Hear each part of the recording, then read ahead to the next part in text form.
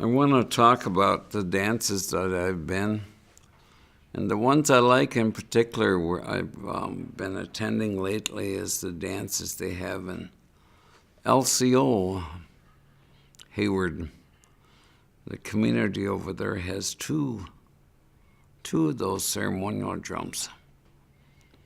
And one of the things I liked about going over there is that the people that are involved with those drums over there seem to be especially friendly, outgoing, treat you really good when they come over. Also, the reason I liked going there was I was fortunate enough to have the ability to help them out to speak for their tobacco. And whenever I did that, they always were so appreciative. But also more and more I see that they're having some younger men are able to talk for their tobacco. And I see countless of different things that they do at their dances that just shows me the respect that they have for that particular ceremony.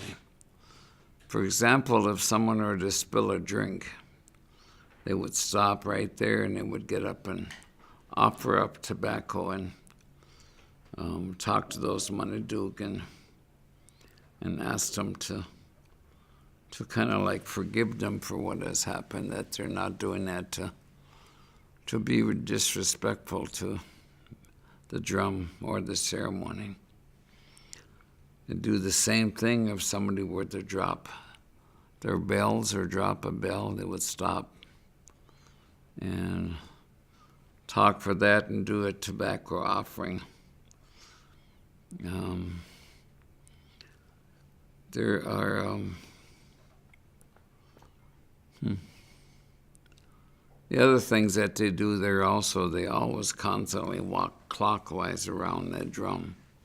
Seldom ever see anybody walk backwards or walk counterclockwise around that drum. And if someone were to fall by the drum, they'd immediately get up and talk to the Manidug and ask that that person's not be seriously injured, and they watch over them. And there are a set of songs that they do that I don't hear very often in my travels. And there's at least 4 different songs, maybe 5, that they do as they're about ready to close off their dance for the weekend. They do a bear and buffalo song, just an appreciation for those 2 animals that are powerful. Also, there's an old man song that's showing respect for our elders and what they have to offer to us as a people, the teachings that they carry. There's also a traveling song that they do. When that song is sung, they're asking the Manidug to watch over the visitors as they travel home, that they have a safe journey home. They also have a wounded warrior song that they sing at that time. And that's an appreciation for all of those that went off to war. Also, for those that were hospitalized and suffering from war injuries. Also, we have a lot of our soldiers or people who had been in the armed services who are suffering from post-traumatic stress syndrome. I usually will ask that those Manidug watch over those people that it's still, a lot of that still goes on to affect them even after being out of the service for several years. It still exists and makes life difficult for our veterans. And as each of the drum members dance their song too, they show appreciation for being able to dance for that song, and they get up and talk. And there are also those welcoming songs they use to close off their dance. And then also on Saturday, they have a sunrise ceremony. They sing those same songs, those welcoming songs, before the sun comes up, kind of like greeting the sun as it comes up.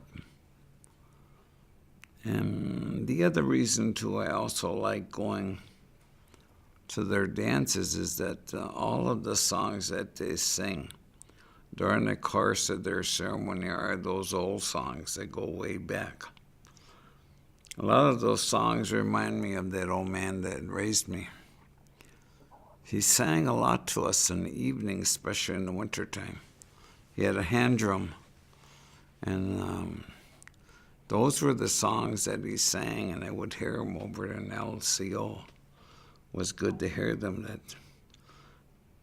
sung over there.